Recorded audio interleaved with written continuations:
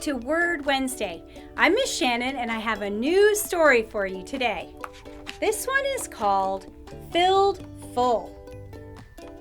There were once 5,000 tired and hungry and probably grumpy people on a hillside wanting their dinner. They had come to hear Jesus that day. They came before breakfast and stayed through lunch, all afternoon, and way past dinner. No one had meant to be out there that long, but that's how it was listening to Jesus, as if time didn't exist. People could listen to Jesus for hours, and on this particular day, that's just what they did. They hadn't brought enough food, and they couldn't just go buy burgers and fries to go, because of course they were in the middle of nowhere with no shops and no restaurants. Besides, that kind of food wasn't invented yet. What would they do? Jesus' friends had an idea. Let's send everyone home for dinner, they said. They don't need to go, Jesus said. You can give them something to eat. Did Jesus want them to travel all the way to town and buy food for everyone? Jesus' friends panicked. But we don't have enough money. What food do you have? Jesus asked. Go and see.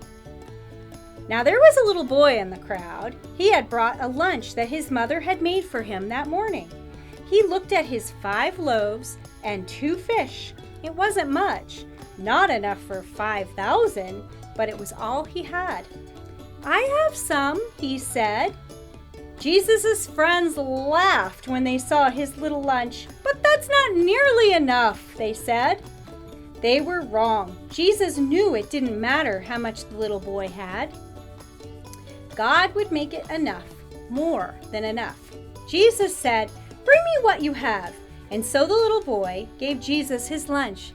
Jesus winked at the little boy and whispered, "Watch," in his ear. How in the world will Jesus feed everyone with just that? Jesus' friends said, because they thought it was impossible. But Jesus knew the one who made all the fish in the oceans. Jesus knew the one who in the very beginning made everything out of nothing. How hard would something like this be for someone like that? Jesus took the little boy's lunch, looked up to heaven, thanked his Father.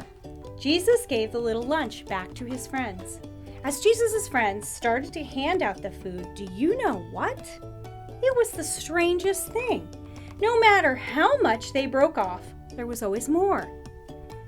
And more, and more, enough for 5,000. Everyone ate as much as they wanted. Second helpings, third helpings, even fourths, until they were full. And still, there were leftovers. Well, Jesus did many miracles like this. Things people thought couldn't happen, that weren't natural. But it was the most natural thing in the world. It's what God had been doing from the beginning.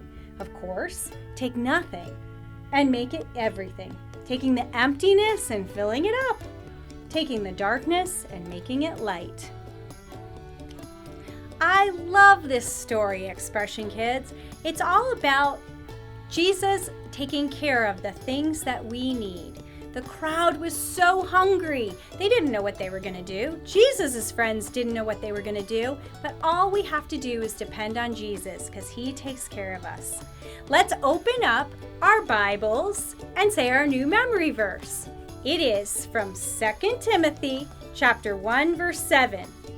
For God has not given you a spirit of fear, but of power, love, and a sound mind. Have a great week, everybody. We'll see you next week for a new story on Word Wednesday.